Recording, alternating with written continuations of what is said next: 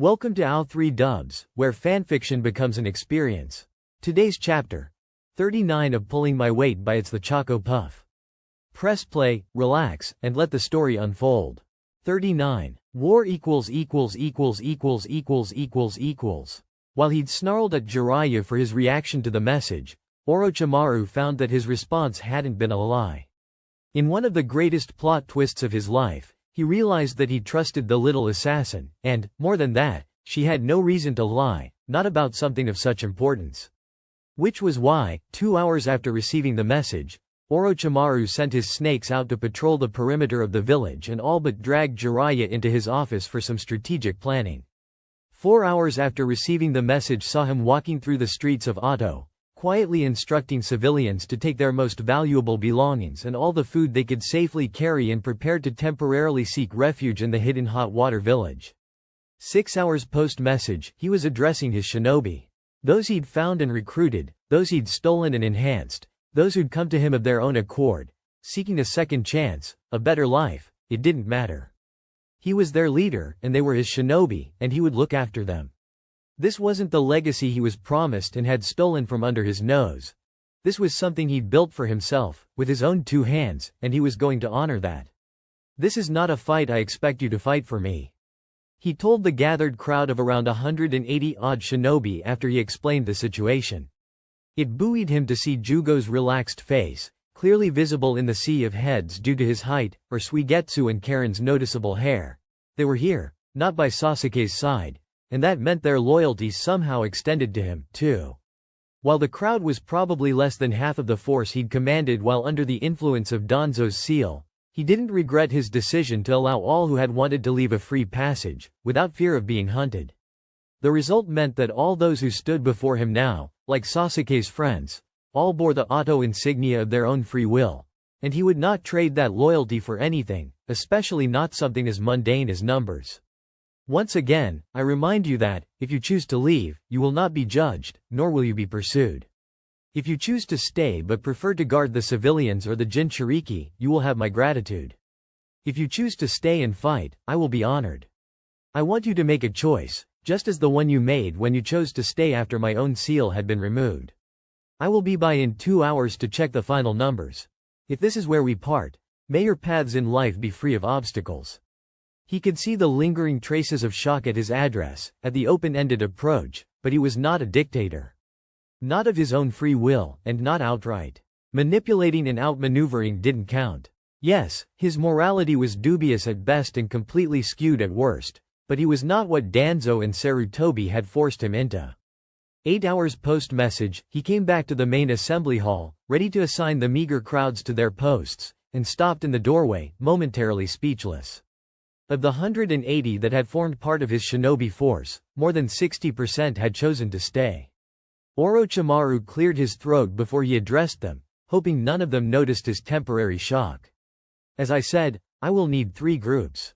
1 to guard the Jinchuriki, 1 to escort the civilians to hot water, and 1 to meet Obito. He wasn't surprised when the last group had the fewest shinobi in it, but it still comprised almost 24, and that was more than he'd expected. Orochimaru took a deep breath, and when he let it out, his lips formed the closest he'd come to a smile in 2 decades. He wasn't a good man, but he was a damn great shinobi. He knew how to fight, and he knew war. Obito did not stand a chance. Chojuro had ended up on the aim front, likely not far from wherever Sakura was fighting with her partner, but he recognized nobody around him, too dazed to pay attention to headbands or outfits, only focusing on those that looked like they'd like nothing more than to tear out his internal organs with their teeth. Orochimaru's experiments, he'd heard someone say, either those who'd been liberated and chose to join their tormentor's old boss or Obito had otherwise acquired their allegiance. Chojuro didn't particularly care. Hiramikare's handles were firm and familiar where his fingers wrapped around them, and he watched as the bandages snapped and unraveled under the pressure of the chakra he'd stored in the blade being finally released. He hefted the hammer-shaped construct that encased his sword and bared 2 sharp teeth in a mockery of a smile at the approaching experimental beasts. Then, he swung, proving to all who dared bear witness that the title of Kirigakure no Kijin wasn't unique to monsters like Zabuza or Yuki. True monsters could hide their sharp teeth behind shy smiles, stutters, and servitude, and nobody would be the wiser until they chose to bear them. With no more shackles to bind him and months' worth of chakra stored in Haramekure, Chojuro didn't kill the attackers. He massacred. At least, he massacred until a human-shaped bullet came flying at him, spinning far too quickly for him to dodge or swat aside, the chakra construct around his blades waning with his fatigue, and the collision lifted him off his feet and launched him through the air. He smacked against something solid and cold, his skull reverberating like a gong had been banged right next to his ear, something wet and warm sliding down his neck. Then, a sharp pain registered in his abdomen, and he blinked his eyes open, when had he closed them? And found a blurry image of a snarling beast of a man with what looked like claw-tipped wings protruding from his back, and one of those talons was currently digging into his stomach and trying to gut him like a fish. Chojuro tried to lift his arm and throw his assailant off, or lift a leg and kick them away, or do anything really, but the pounding in his head was making concentrating on moving his limbs impossible, and all he wanted was to close his eyes and sleep. And then, the creature above him tensed, then dropped, like its strings have been cut, before being unceremoniously thrown aside by thick black tendrils. Shadows. He didn't know why the thought brought him so much relief, but he slumped against whatever was supporting him, letting his eyes slide shut, at least until he felt someone kneel by him and lightly shake his shoulder. Chojuro stirred with a hiss, blinking his eyes as fast as he could manage in an attempt to clear the fog that blurred his vision to no avail, but he managed to make out a green high-collar jacket and dark hair in a spiky ponytail. The name escaped him, but he knew those features meant safety, and he was almost relaxing anew before he was shaken again. Hey, kid, stay with me. Shikamaru won't be pleased if you pass out in the middle of a battle. Shikamaru. He blinked again and tried to focus on the face in front of him, but all he managed was noticing the scruff of dark hair that covered a chin and two dark, jagged scars that framed an eye. Not Shikamaru. The disappointment he felt would have made him cry if not for the fact that everything was starting to hurt and crying seemed like it would take a lot of effort. Oi, Ino, can you fix this? Kid looks like he's about to faint on me. I can fix his headache and maybe the gash in his stomach, but I'm not a med nin, Shika. I can't do anything about the concussion or his spine. His spine? There was something wrong with his spine? Shikaku's sudden twitch jarring his shoulder made Chojuro's foggy brain belatedly inform him that he'd spoken out loud, and in the back of his mind, panic began to rise, speeding up his heart rate and intensifying the pounding in his head until he was no longer sure what was up and what was down, and he had to take deep breaths to not projectile vomit in his savior's face. Well then, not Shikamaru sighed, a complicated emotion buried in his voice, but that was the moment that Chojuro noticed a man the size of a small mountain fighting away the still coming waves of enemies, while the man dubbed Ino zigzagged between those fallen but still twitching, touching their foreheads until they stopped moving altogether. I guess Shuza and I will have to guard him until you find someone who can. Not Shikamaru continued, and Chojuro wasn't the only one who seemed to have lost the thread of the conversation, judging by the blonde man's reaction. Guard? Shika, what? I'm not leaving him here. You're the fastest. I'm best suited to defense, and I'll have Shuza to deal the hits I can't. I won't let him die, Ino. From there, Chojuro only heard scraps of the conversation, his consciousness coming and fading in waves. So you'll die with him instead. Because that's such an improvement. Ino, don't make me have to bury another friend, Shikaku. I won't do it. You won't have to. That's not a promise you can make. I can try. I guess that will have to be enough. He was almost asleep when the Shikamaru lookalike still crouched by him squeezed his shoulder and offered him what was probably intended as a smile. Stay with me, kid. I won't let anything happen to you. And then he stood, and oh. The very sky around them seemed to darken as shadows leapt out, swirling around the man like sentient vines, each tendril writhing with pent-up energy and destructive potential. Chojuro looked on, helpless and awed, his head spinning, as the man spread his arms out, the shadows stretching around his body like a natural extension of his self, and then the silence that had fallen around them erupted with screams, and a dark even more oppressive than the shadows of the field swallowed up Chojuro's consciousness once and for all. He came to with a foreign hand on his forehead, his body awash with energy that was not his and a severe frown marring features half obscured by a Kumo forehead protector. HMNG? Dark eyes flickered to his, a glimpse of sympathy slipping through a mask of concentration and icy professionalism. "I'm Ahmed Nin. I healed your concussion, but don't try to move. Your vertebrae are out of alignment. You probably don't have feeling in your legs." The blonde sat back on his heels and looked up at the man Chojuro vaguely recalled from earlier, the one dubbed Ino. "I've done what I can to make him safe to transport, but I won't be able to treat him fully until I get him in the medic tents. Trying to heal his spine now could do more harm than good." "I understand." Ino nodded tightly, expression pinched with pain. "Thank you, C-san. I'll have him brought over as soon as I can find someone to carry him." C stood and laid a hand on the other blonde's elbow. "It's my job. And, for what it's worth, I'm sorry about your friends, Yamanaka-san." At that, the taller of the two winced, his eyes gravitating, as if drawn by a magnetic pull, away from C and Chojuro, somewhere outside of the latter's range of vision. More than a little curious and scared of the little voice that told him what he'd likely see, Chojuro tried to push himself up on his elbows to see better. Tried, being the imperative word.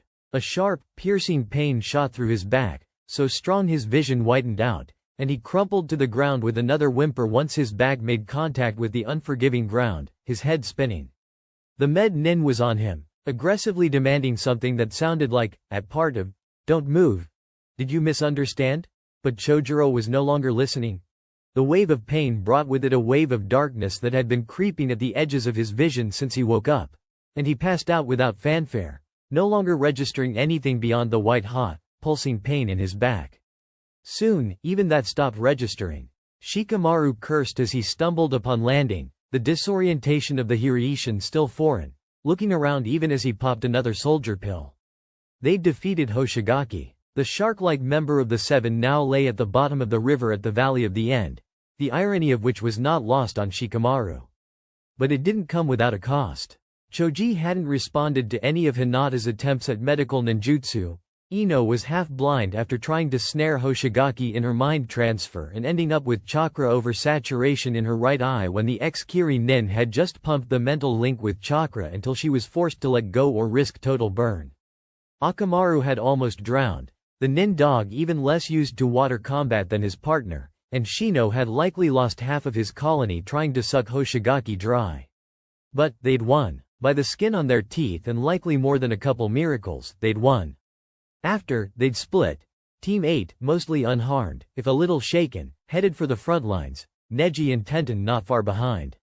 Lee, being the fastest of the group, offered to take Ino back to the village, while Shikamaru took Choji in aside along Hiraishin, his best friend having suffered the most at Hoshigaki's hands. Mere minutes after depositing Choji in the hospital back in Konoha, he was crunching a soldier pill and seeking the tag he'd placed on Chojiro's sword, cursing his past self for not thinking to tag Sakura too. He let the whirlwind of chakra and nausea take him to his destination, but, upon landing and taking in his new location, he was struck by a distressing realization: Chojiro was nowhere in sight. His sword lay a mere 2 meters from where Shikamaru now stood, however. "No," he breathed, heading to the sword on suddenly weak legs, not yet recovered from the fear that gnawed at him when he thought of Choji.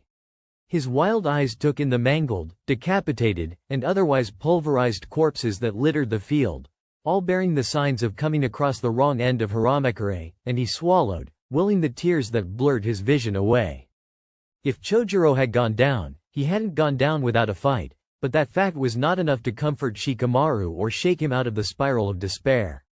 He searched near feverishly for any sign of powder blue amongst the mutilated corpses, but everything was so smeared with blood, both drying and fresh, gore and soot, he couldn't be sure of anything. "Oi, Nara!" A familiar voice screamed his name, and when Shikamaru turned, it was just in time to come face to face with a respirator-wearing AIM nin who'd succeeded in sneaking up on him despite the whoosh of said respirator, but Shikamaru had been too out of it to hear him coming.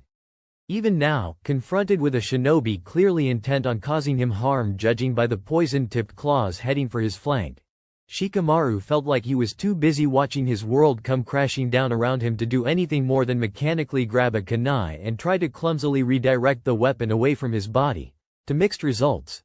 Yes, he changed the trajectory of the metal claws which would have likely gutted him, but he earned a heavy kick to his abdomen instead, making him release his grip on the kunai and stumble back, winded, until he tripped on the handle of Haramekure and fell on his ass, staring up at the nin who would likely become his executioner. And then, the tip of a sword was suddenly protruding from his attacker's own abdomen, before it headed up, carving through flesh and bone and organs like butter, dissecting without a care. Once his would-be attacker dropped like a marionette with its strings cut, one more to add to the piles of bodies around them, the stench of stomach acid and excrement making Shikamaru gag. His eyes fell on his savior, and he relaxed unconsciously, despite the dread still weighing him down. Wild, iridescent green eyes and an unhinged grin of sharp, blood-stained teeth greeted him, as well as a hand that, upon sheathing the sword of Kusanagi, extended to help him to his feet. "What the hell happened, Shadow Boy?" Yuki asked once he'd hauled Shikamaru to his feet and stabilized him when he stumbled, shock and nausea shooting his balance to all hell. "Decided to take a nap in the middle of the battlefield?" Wordlessly, Shikamaru indicated the discarded Haramekure, and Yuki's eyes widened before his grin dimmed, becoming a fierce snarl, but it was the figure that appeared at the assassin's shoulder that caught Shikamaru's attention. Ao's face was shuttered as he considered the abandoned sword, then he bent down and picked it up, hefting it on his shoulder like it weighed nothing, then reached around Yuki and smacked Shikamaru over the head. "Shelve your panic, Nara. You're a strategist. Do your job and figure out how to deal with this," he ordered, waving the arm he'd used to smack Shikamaru to indicate the oncoming mass of enemy nin. Easily 50, maybe 60 attackers, versus Shikamaru and the less than 24 Kiri nin now gathered around him. Shikamaru blinked, sluggishly at first, then, once he felt concentration returning, more determinedly, to clear the unshed tears and blood that dripped into his eyes. Taijutsu and Bukajutsu users meet them head-on, ninjutsu around the sides. Try to surround them before they can tear through our ranks. I'll trap as many as I can to give you windows to attack. Ao nodded, turning to relay the instructions, while Yuki grinned, raising a green glowing finger to heal the gash on Shikamaru's brow. "Let's dance, Shadow Boy." A scream broke through the air on the 13th hour since he received the message, but not a human scream. Snakes. His snakes. Orochimaru staggered when he felt the physical pain of the links between him and his summons being brutally severed, and he almost didn't need the confirmation that came from the explosion that shook the entire village moments later. Obito had come, and he was out for blood. "Jiraiya, go to your godson." Orochimaru snapped, batting away the oaf's hand when he reached to steady him. "You should find 2 platoons of my people there to help you guard him." Sasuke, he turned to Sasuke and his brother, and had finding Uchiha Itachi coming to him voluntarily been the highlight of Orochimaru's decade, even if the boy had shown little more than scorn and paranoid concern over his not-so-little brother since he stepped foot in Oto. "If you want to be with your idiot best friend, go with Jiraiya now." The shock on Sasuke's face would have been funny once, but Orochimaru was all too aware that they were carving the time for this conversation out of his shinobi's lives. Sasuke, it seemed, was aware of that too, because his expression quickly steeled. "I'm your Junin commander," he said, matter-of-factly. "My place in this battle is with you." Orochimaru tried to mask his surprise, even as Itachi didn't bother. The Sannin was sure he'd have been gaping at Sasuke if his genes had allowed it. Orochimaru himself hadn't expected the show of loyalty. Besides, Sasuke continued, a trace of that cocksure smirk he hadn't shown since he misguidedly violated his old teammate's mind, making an appearance. "It's time for me to meet Uncle Obito, don't you think? He's not someone you can just arrogantly dismiss," Itachi admonished, far harsher than his usual calm tones, and Orochimaru reasoned Sasuke's raised eyebrow was completely justified. He convinced the world he was Madara, Sasuke. "I'm not dismissing him," Sasuke snarled back, stepping away from his brother and closer to Orochimaru. And he didn't. He hid behind a dead man's name because he knew nobody would ask questions. That's not strength, that's cowardice. And then, because while Uchiha Sasuke had many things, impulse control was decidedly not one of them, he leapt out of the window of Orochimaru's office, heading straight for the epicenter of the blast. Itachi cursed, ugly and angry, and jumped after him, leaving Orochimaru and Jiraiya alone in the room. "Guess this is it, huh?" Jiraiya mused absently, and Orochimaru couldn't hold back the bitter snort even if he'd tried. "Astute as always," he commented blithely, then headed for the same window the Uchiha brothers had jumped out of. Orochi, Jiraiya called after him, and when Orochimaru froze in his steps, not having heard that name in over 3 decades, he continued, Don't die out there, yeah? Orochimaru stood still for another few seconds, even though he adamantly refused to turn and face his old teammate. Then, finally, he managed a quiet, "You too," and leapt out the window. What greeted him was a massacre. Shikamaru's strategy was working for the most part. The enemy nin outnumbered them by a considerable margin, but there was something to be said for the viciousness of Kiri nin in battle. At the very least, the stereotype of bloody mist was not undeserved. Shikamaru was keeping out of the worst of the fighting, keeping to the shadows or in pockets of Kiri nin and snaring as many of their opponents as he could, giving his side the split-second windows they needed for their preferred quick but effective takedowns, occasionally using his shadow threads to turn a few enemy nin into pincushions when he needed to buy time. Suddenly, he found himself on the edge of the fighting, away from any support and running low on chakra, even as more enemies closed in on him. Shikamaru wasn't helpless. He was a genius and a Junin, and the best strategist of his generation. But physical strength was never going to be his forte. He whipped out kunai and shuriken and Asuma's blades, tearing through opponents and jumping on the tiniest weaknesses his eyes found. But the numerical advantage the other side had over them was finally showing. Or, rather, someone had finally clocked on to who was helping the Kiri nin get their hits in, and called the cavalry. Then, a wind jutsu stronger than anything he'd ever felt knocked him off his feet, and as he hit the ground, a quick doden snared his right hand in a layer of thick rock, pinning him to the dirt and making hand seals impossible, and he could do little but use his left hand to send his remaining shuriken at the 5 advancing enemy nin, eyes searching desperately for an out. Only to come to the realization that there wasn't one. And then, just as Shikamaru was about to embrace the fact that this was as far as he went, a familiar broad, kimono-covered back appeared between him and his attackers.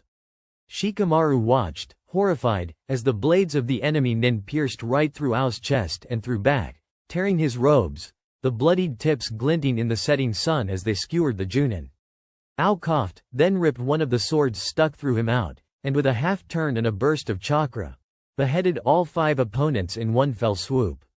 He staggered then, turning to Shikamaru as blood dribbled past his lips and down his chin, his torso looking grotesque with 4 sword hilts protruding out of it, and offered Shikamaru what may have once been a smile. "Consider my debt repaid." He wheezed, then closed his eyes as his knees buckled under him and he fell, first to his knees, then sideways, where he lay motionless, and Shikamaru could do nothing but watch as precious seconds ticked by and Ao's eyes turned glassy, then unseeing. No. He smashed at the earth that kept his hand captive with a fist until it broke apart, uncaring that he was likely breaking fragile bones. He shook himself free as soon as he could and scrambled to Ao's side, but Ao's chest was still, his eyes blind, and his lips twisted into a small, resigned smile. He forced his brain into gear, but there was only one instance he could think of that the Kiri nin would have incurred a debt with him. A life debt, at that. The Hyuga affair. But that wasn't. "There's no debt, you idiot," he screamed, aware that Ao likely wasn't hearing him anymore, that he couldn't hear him because he was. Shikamaru stilled when he felt something drip on the hands he had balled into fists on his lap, realizing with an odd sense of detachment that he was crying. He almost didn't notice Yuki coming to kneel on Ao's other side, nor the unusually sober expression on the assassin's face, so consumed he was by his thoughts. Then, he froze. "Kid?" Yuki asked roughly when Shikamaru began to hyperventilate, shadowed green eyes not leaving Ao's body. "What's the matter? I'm going to have to tell Chojuro that his mentor is dead because of me."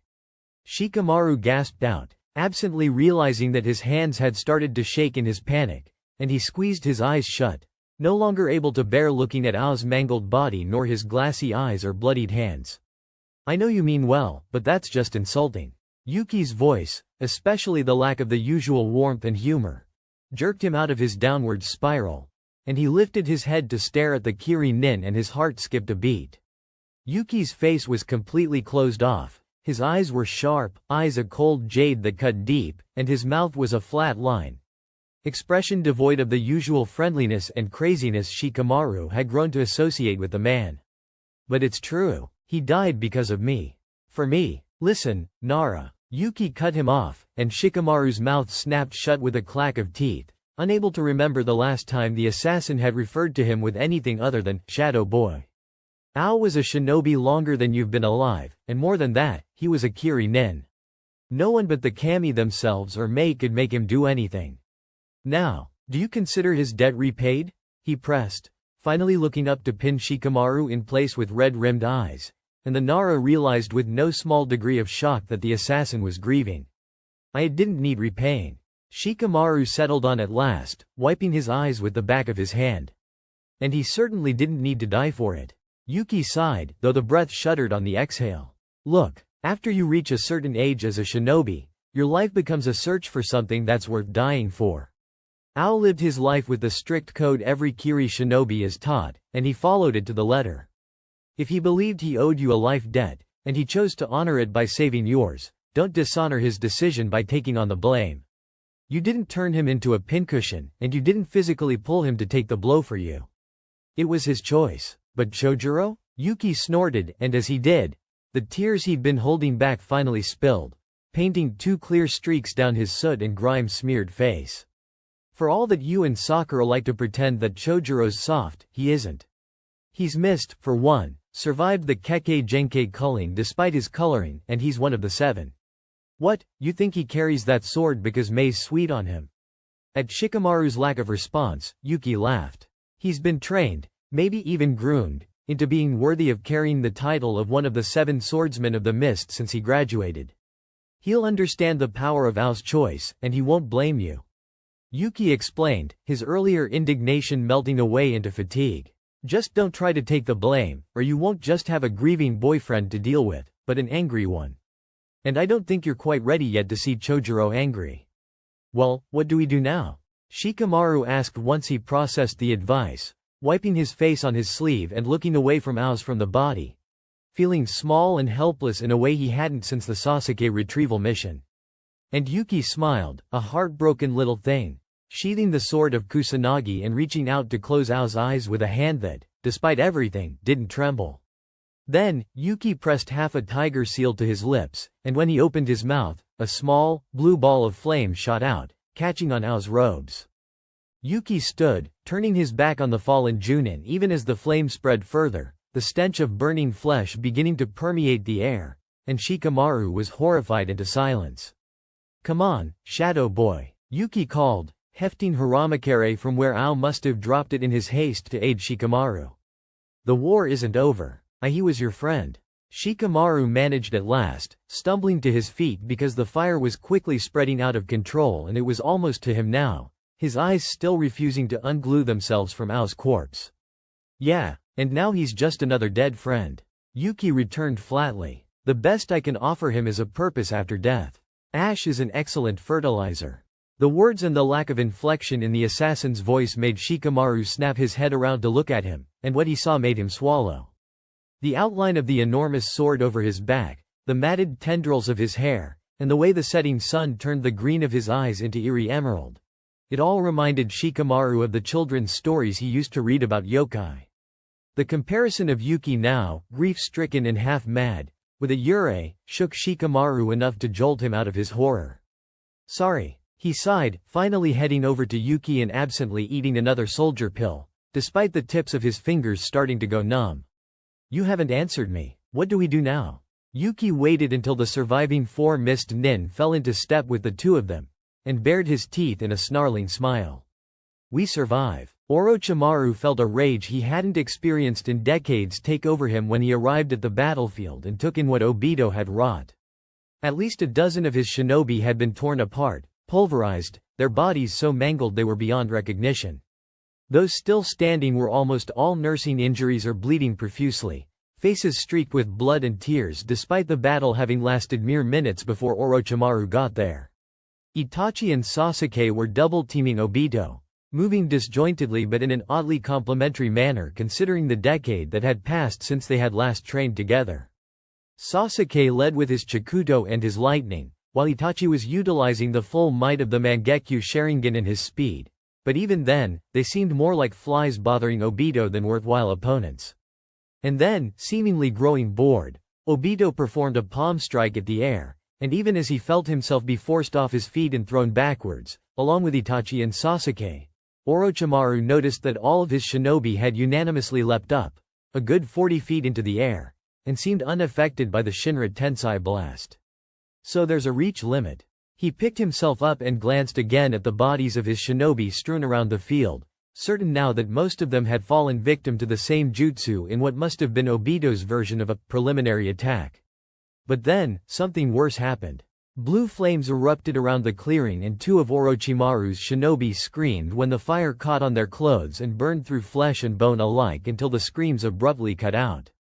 Itachi grabbed Sasuke by the nape and pulled him along into a shunshin that deposited them not far from where Orochimaru himself now stood, eyes trained on the figure that emerged by Obito's shoulder.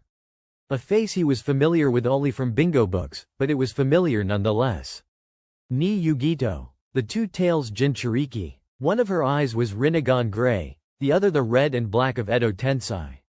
But how? I've got Kabuto-kun to thank for that. Obito informed him casually, suddenly mere feet away, spitting black flames that would have incinerated Orochimaru where he stood had he not moved out of the way at the last second. From the corner of his eye, he saw Ni in an enormous man in red armor Orochimaru vaguely remembered from the Third War engaging Sasuke and Itachi, but his attention was on Obito. Apparently even you weren't enough to satisfy his ambition. Obito continued cruelly, Sharingan spinning besides the childish orange mask. Shame he was killed before he could help me bring back Madara. The bitter taste of betrayal burned at the back of Orochimaru's throat, and he found himself thinking that being beheaded and quartered and burned to ash and dust was a far kinder end than his old apprentice deserved. So, I'm here, in your pitiful excuse of a village. Orochimaru swiped his hand at the Uchiha, wind jutsu extending from the tips of his fingers like claws. But Obito brushed it aside with another pulse of the Rinnegan, and Orochimaru staggered then smacked his palms to the ground, turning the earth under Obito's feet into a ravine. Now, will you come along willingly, or do I have to destroy you first? Obito asked, an arrogant lilt to his voice, so similar to Sasuke's but sharper, more fragile, and Orochimaru bared his teeth. You talk too much. He snarled, futon. Daitopa falling from him with the same ease as all other wind techniques, and the destruction AC ranked technique in his hands could cause made Obito stagger this time. It seemed Obito was no longer content with just monologuing, or Orochimaru had finally irritated him into actively fighting, because a moment later, the destroyed ground between them erupted with hundreds of roots and branches, a vile, wild and uncontrolled mockery of the Shodem's revered Mokuton, but destructive all the same.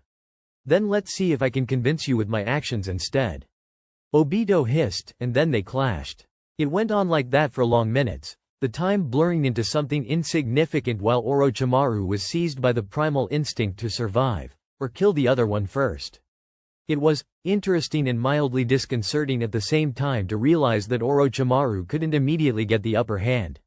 For all that he was crafty and could merge jutsu together into something most people would have died by before they had the chance to fully process what it was that he'd thrown at them, Obito's intangibility, the Rinnegan, and the predictive ability of the Sharingan made him unusually slippery, and Orochimaru found himself growing frustrated.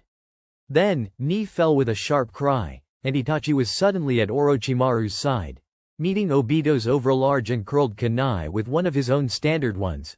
His expression its usual placid calm, his Sharingan active, but still only in the first stage. Obito seemed greatly displeased by that fact, and Orochimaru imagined that if his face were visible, he'd have been scowling nastily. What's the matter, Itachi-kun?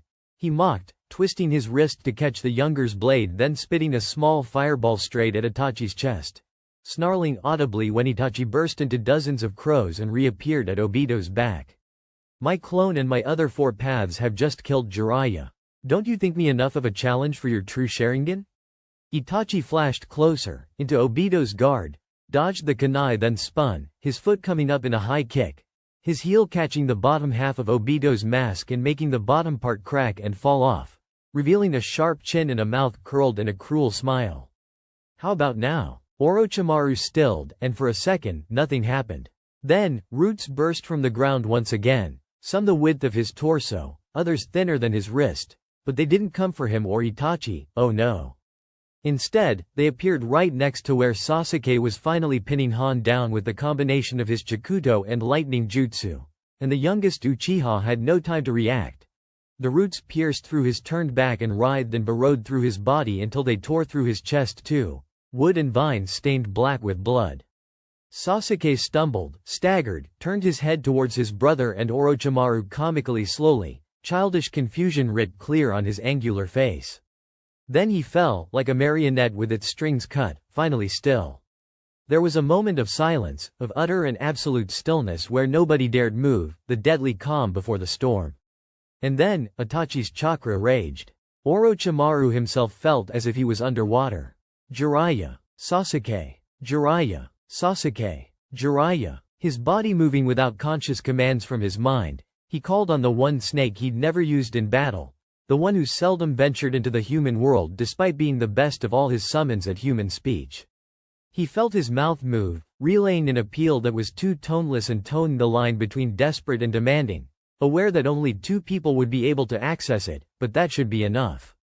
He sent the snake away and felt his calm leave with it. He became fully aware of Itachi destroying Obito, wild and fast and unreserved, finally unleashing the destructive potential that had always lurked beneath the skin of a boy who had been labeled a genius since toddlerhood.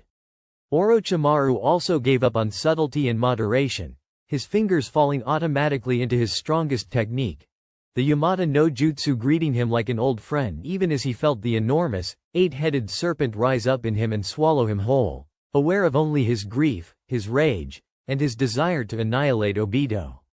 Obito would not live to see dawn. Sakura landed in chaos. She used the tag she'd stuck to the hilt of Kabikirabocho, and wasn't surprised to see Suigetsu not 3 meters from where she landed, battling a Jinchuriki? Haruno? A voice called, and Sakura turned, eyes falling on the redhead she'd gifted books about Uzu history to, Karen, if memory served. It seemed that her books had been useful, because the girl was on all fours, shining adamantine chains protruding from her back, holding another ham-transformed Jinchuriki in place. Some help? Karen demanded as the Jinchuriki writhed, and Sakura flashed through the seals of the Bringer of Darkness technique, and the beast stilled. What's happening? Sakura asked as she helped Karen to her feet, noting another fallen Jinchuriki and a great white mane a few dozen meters away, and hints of familiar red armor peeking through. Jiraiya, crazy Uchiha can command the dead Jinchuriki. Suigetsu called from his battle with what looked like human-shaped lava. Jiraiya sent Naruto and B-san to Mount Myoboku. Karen added, her eyes flickering unconsciously to where Jiraiya lay, still and defeated. Why are you here? Orochimaru called. Sakura replied simply, wondering whether that was truly where her reasoning began and ended. Where is he? On the other side of the village, fighting the Madara pretender with Sasuke and his brother. Karen relayed, and Sakura offered the other girl a tight smile, clasping her shoulder quickly and squeezing comfortingly. Good luck, she offered, then she was off. When she arrived, she found an enormous 8-headed snake battling a half-demasked Obito, Itachi flickering in between the serpent's strikes and delivering what on any normal shinobi would have been mortal blows. Because she didn't let her eyes wander from Obito's face, she saw the moment his lips curled into a vicious snarl, and he disengaged from Itachi long enough to flash through 5 seals, and then the very earth around them shook as a gigantic wood dragon came into being, wrapping its body around each of Orochimaru's serpentine heads and restraining the beast, before sinking fangs into one of the necks, which released such a concentrated pulse of chakra that Sakura felt it even from where she stood. Obito, having dealt with the problem that was Orochimaru's participation, turned his sights on Itachi. He spat a handful of wooden projectiles that stuck to Itachi's clothes that did not immediately pierce skin, but proceeded to multiply. Sakura watched, horrified, as the pellets grew into branches and pierced wherever they stuck to, tearing off a sizable chunk of Itachi's forearm and digging deep into the meat of his thigh. When Itachi wavered and stumbled, Sakura shunshined to cover him, meeting Obito's wooden staff with the flat of her dado. She met the surprised Sharingan that was visible through the hole in the mask and smirked, then twisted her blade and cut Obito's staff off at the hilt, scoring a gash down his wrist before he turned himself intangible and created distance between them. Sakura then watched as the small gash she'd made healed before her very eyes, with no need for medical jutsu from Obito's part. "I know you," the Uchiha announced, shooting a dismissive fireball her way and forcing her to jump out of its path or be burned alive. How would Hitaki feel, knowing another of his students has aligned themselves with a man who betrayed everything he stands for? Sakura hid a wince. While his words were true, she would sooner die than allow herself to be emotionally manipulated and throw 5 years of T&I training to waste. So, she made sure her smirk stayed on and shrugged, twisting out of the way of more roots that shot her way. Probably the same as Rin would feel if she could see what you've become, Obito. She offered, and watched, vindicated, as Obito's expression became even more unpleasant, his attacks more vicious. "You know nothing," he hissed, throwing out another fireball that broke into dozens of smaller ones, each curling towards Sakura with unerring accuracy. She managed to dodge all but two, and while one hit her back, minimizing the burn, felt the sharp sting of shuriken pierce through her flak jacket, while the other shuriken-less fire burst burned her forearm into an ugly pink. "I know more than you." She shot back through gritted teeth, compartmentalizing the pain and reducing Obito to just another T&I prisoner that was hers to break.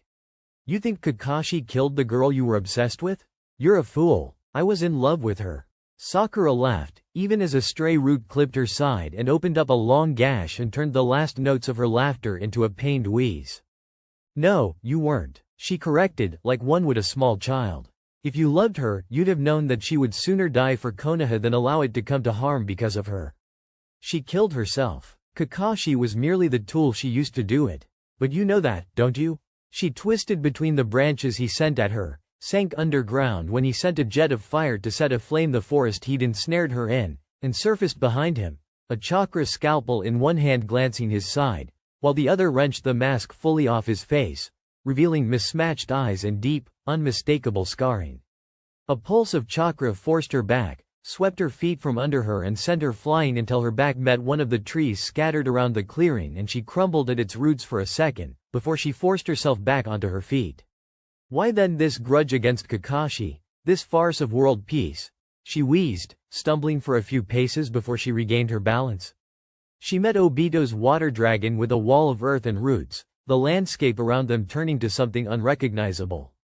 Unless, of course, you're worried that even if Rin were alive, she still wouldn't choose you. Sakura knew she'd pushed too far when Obito's chakra blazed, and a veritable inferno shot towards her, all-consuming in its might and unhesitating in its path. Her options narrowing, Sakura dropped to the ground and smacked her palm against the dirt, tugging on the strongest link tying her to her summons. Garuda appeared from the smoke, his enormous copper bulk coiling around her with ease, shielding him from the flames with his body until the inferno died down, Obito's chakra unable to keep it alive further than 50 meters from him. "An Uchiha," Garuda hissed disdainfully, uncoiling himself carefully, the side that had weathered the brunt of the flames tender and badly burned. "Can I eat this SSS-1, at least? I would be eternally grateful if you did," Sakura replied, pushing to her feet, Garuda's charge at Obito buying her a few precious seconds to push Obito further. Why would she choose you, after all? She mused, raising her voice to make sure Obito heard her, then dismissing Garuda when the roots that wrapped around him would have killed him if she'd kept him fighting any longer. Little, good-for-nothing Obito-kun. Not good enough to develop the Sharingan until his dying moments, not good enough for the girl of his dreams. Not good enough to conquer the world without hiding behind the legend of a dead man. Who would choose you? Shut up, Obito roared, sending another pulse of destructive chakra towards her. But Sakura stuck her feet to the ground with chakra and felt her ribs crack and break under the pressure, but she held on. She couldn't stop her mouth even if she tried. "You reek of your inferiority complex, Uchiha," she hissed back, every bit the snake she commanded. "Every one of your actions is pervaded with it.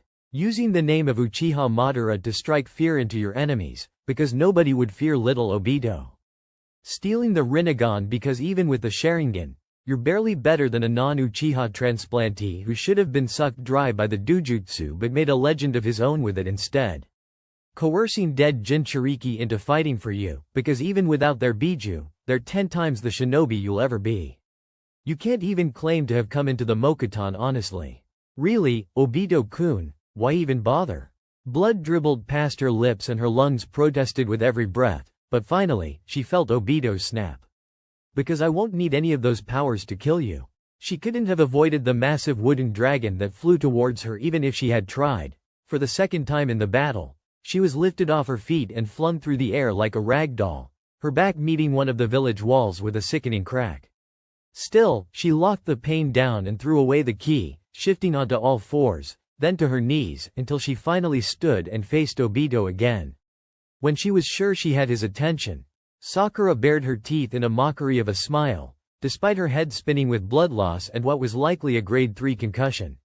"I am the legacy of monsters," she announced gleefully, not letting her smile drop even as her head pounded and more blood dribbled past her lips as she coughed.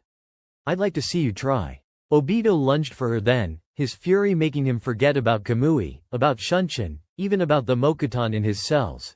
He lunged like Naruto, deadly in his anger and far faster, but predictable in his trajectory, and Sakura pawned a seal with a shaking hand and held her ground. The chakra-charged kunai that pierced through her kidney brought tears to her eyes, as did the clawed fingers that dug into the torn meat of her abdomen, but Sakura wrapped a hand around Obito's wrist and held him in place, while her other reached up and slapped the same seal she'd used to disarm Sasuke all those months ago onto his forehead, charging it with the last remnants of her chakra. She held Obito's gaze until his Sharingan flickered and disappeared, the Rinnegan following suit. There was a moment of startled stillness, and then Obito's chakra roared. If Sakura had thought him angry before, it had nothing on the fury that now rolled off of him in waves, and she became painfully aware of the fact that his kunai was still buried in her kidney when he wrenched it down and Sakura's insides burned as the blade tore through her skin and organs alike, not even stopping as it ripped through her abdomen. Then, Obito's body grew spikes sharper than the kunai still inside her, and she knew that she would meet her end by that technique. She fought the instinct to close her eyes, but couldn't help tilting her head away to hopefully not have to witness her own demise. Suddenly, instead of pain and darkness, she was being shoved aside, Obito's hand and kunai leaving her in a spray of blood and intestinal fluid, and Orochimaru was in her place, more snake than man still, but on his feet and fighting, pressing the advantage of a disorientated, Sharingan and Rinnegan less Obito. Itachi appeared at Orochimaru's shoulder like an avenging angel, still bleeding and with tear tracks marring his face, his eyes of furious, unforgiving red, his grief a fury that hadn't abated any. Her immediate concern was distance, because she hadn't looked yet, but she could tell Obito had done her a lot of damage with that last attack, concussion and likely damaged spine notwithstanding, and the abrupt removal of the weapon that had been holding most of her blood inside, where it should be, hadn't helped any. With shaking hands and vision going gray around the edges, Sakura reached into her pouch and pulled out her bottle of chakra pills, popping 3 at once and swallowing, momentarily blacking out from the burst of chakra that washed over her. She sank to her knees a safe distance away from the fighting trio, a few meters of a left of the corpse of an Auto shinobi, her hands flickering green before she brought them to her abdomen. She hissed at the first contact, the medical chakra burning rather than soothing, her concentration shot to hell because of her spinning head. Ah, right, the blood loss. She didn't have the time nor the coordination to rifle through her pouch for the necessary bottle, so she unclasped it with shaking hands and tipped it upside down onto the ground beside her, uncaring of the contents spilling messily as she searched for the rust-colored pills. Popping 2 into her mouth and swallowing, she gave herself 20 seconds respite, then bit her lip and summoned healing chakra once again, knowing that her window to heal herself was narrowing with every second she wasted. She was vaguely aware of her eyes sliding shut, but she didn't fight it. She was tired of being in pain, tired of getting hurt, tired of constantly fighting and bleeding and killing, she just wanted sleep. She was unaware of how much time had elapsed until something barreled into her, jarring her into consciousness, but she only opened her eyes when a hand settled on her stomach and chakra that was both healing and corrosive began pouring into her body. Once her eyes focused, she would have recoiled if not for the exhaustion and nausea that kept her still.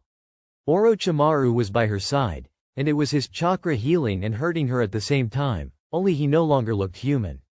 His skin was bone-white and writhing like wild snakes, hair that had once been black and lustrous reduced to a sharp, shaggy brown mop, while his eyes had become fully snake-like, extending to where his markings had once been, the sclera black and the iris a glowing gold. "Don't you dare die," he hissed, and when he spoke, Sakura noticed multiple rows of sharp teeth, which made his speech even more inhuman. "No more of my legacy will die by his hands." There was something off about Orochimaru, and it was only when the fog around Sakura's mind began to slowly clear that she noticed that his skin seemed to writhe like snakes because it was composed of snakes. Tiny, white vine snakes that kept tearing off from his skin and slithering away, disappearing into the grass, and Orochimaru seemed to dull with every departure, like the snakes were all that was keeping him. The Sannin met her eyes, and despite the animalistic glint to them, the wry humor there was unmistakable, and Sakura came to a startling realization. Orochimaru was dying. The green tint of medical chakra fizzled out and disappeared, and the rate at which the snakes were peeling from his body increased exponentially. Yet Orochimaru still found the energy to shift until he grasped her hand in a deceptively strong grip. Long, clawed fingers digging into her palm and wrist, the skin cold and smooth and decidedly not human.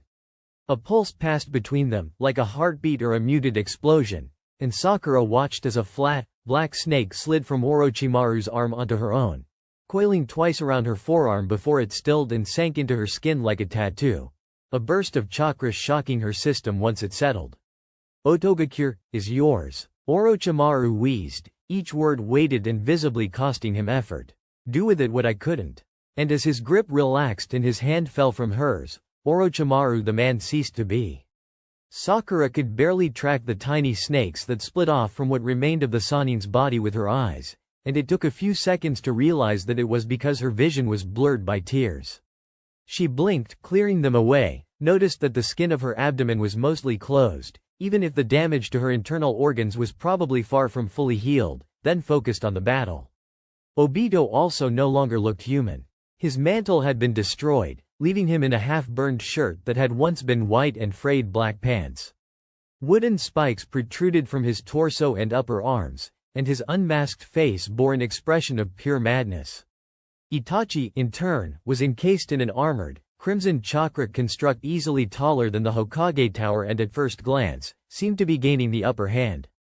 Then, his chakra flickered, whether due to exhaustion or the state of his injuries, and the very construct wavered with it. It occurred to Sakura then that Obito was playing for time, likely aware of the limitations of whatever technique Itachi was using, and a spike of fear shot through her. They needed to restrain Obito, somehow, but she didn't think either her or Itachi were in the state to be able to pull it off. If only she had something remote, something she could. Sakura paused. She considered her chakra, reached with shaking hands towards the spilled contents of her pack and shook out another soldier pill. Swallowed it, ignored the dizziness that accompanied the rush of energy and focused on hand seals that brought tears to her eyes. Boar dog bird tiger. Kachiyose. Ian Maiden. The rush of her chakra leaving her made Sakura's vision black out for a few seconds, but when the darkness receded to her periphery, she saw that a ravine had opened up where Obito had stood. Ibiki's lucky cat summon holding him captive. Chakra sealing chains wrapped all around him, keeping him still even as Itachi's chakra construct flickered for the final time and disappeared, the Uchiha crumbling to his knees soon after. And then, a flash of white appeared a few meters above Sakura's head, Genma and Kakashi appearing from the burst of light in what could have only been the Hiraishin. Genma's gaze found her immediately, his eyes widening once he took in whatever state she was in, but Kakashi paused for a moment to take in the scene and get his bearings, then headed for the Iron Maiden, sword of the Thunder God drawn and chirping menacingly. "Ah, Kakashi," Obito rasped, still smirking despite the blood that dribbled from his nose and mouth. "Come to talk me into turning good. I promise you, it won't whoa." Kakashi didn't give Obito time to finish. He lifted the sword of the Thunder God and brought it down, the blade stabbing directly into Obito's deactivated Rinnegan eye. But Kakashi didn't stop. He kept going, kept pushing, until the tip of the sword pierced through the back of Obito's skull, chirping all the while. Then, he let go of the sword, and took a step back.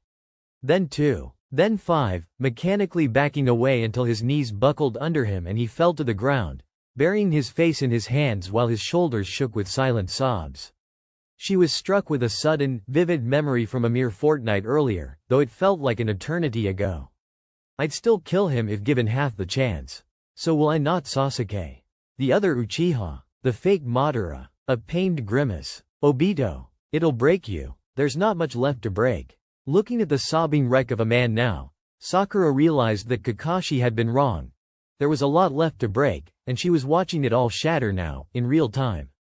Go, she whispered to Genma, noticing the heartbreak that also showed on his face, aware of the friendship that had developed between her partner and her genin sensei. You can help him more than me. Genma nodded woodenly, then leaned in and pressed a chaste kiss to her forehead, making Sakura smile despite the pounding in her head and her progressively darkening vision, then stood. Sakura's eyes were sliding shut, but she caught movement in her peripheral vision at the last second and forced her eyes open again, watching as Itachi pulled himself to his feet and headed in the direction of Sasuke's body, his steps heavy and off balance, but determined. He fell to his knees by Sasuke's side, then laid his hands on his brother's chest with a gentleness Sakura couldn't mistake even as far away as she was. Then Itachi's hands were surrounded by a blue glow, the shade of which Sakura had seen only once before. It was the same shade that had surrounded Elder Chiyo's hands when she'd brought Gaara back to life. But how had Itachi learned it?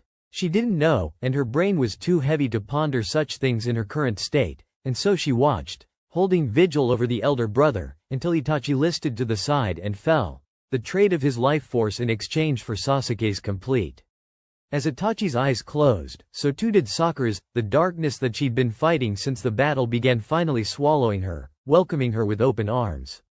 They'd won. And that's a wrap for chapter 39 of Pulling My Weight by It's the Choco Puff. Want more? Let me know. Should I narrate the next chapter? Or maybe you have a favorite fanfic you'd love to hear as an audiobook? Drop your requests in the comments below. Don't forget to like, subscribe, and hit the bell so you never miss a story. Until next time, keep imagining.